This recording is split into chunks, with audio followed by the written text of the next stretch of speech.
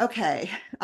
Judgment and criticism is the next barrier to empathy. And I'm going to just tell you a quick story about this.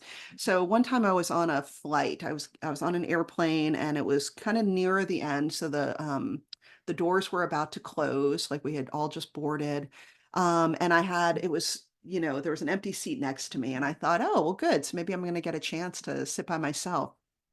But then, like, right before the doors close, this woman gets on the flight, and she's got, like, too many bags, she's dropping things, she's kinda grumbling the whole way about, like, "Oh, I'm almost missed this connection, and I'm sure my bags aren't gonna make it, and this is the way air travel is all the time," and she's kind of fussing the whole way down, and of course, she's gonna come sit right next to me. Alright, so in that situation, it would be very normal to just, like, put on your headphones, look at your book, like, I don't wanna engage with this person.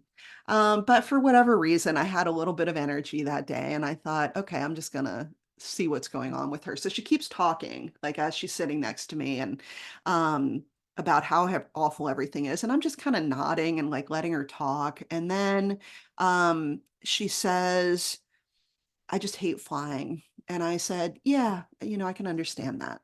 And then she said, "My husband always used to fly with me, always made me feel better." And I said, "Oh." And she said, "He died 6 months ago. This is the first time I've flown without him." And I thought, "Oh, oh."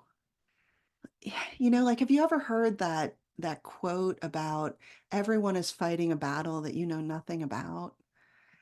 That conversation really brought that home to me. Like, the person who's kind of just irritating or frustrating or in your way, like you don't know what's going on with them. And maybe we should start with kindness.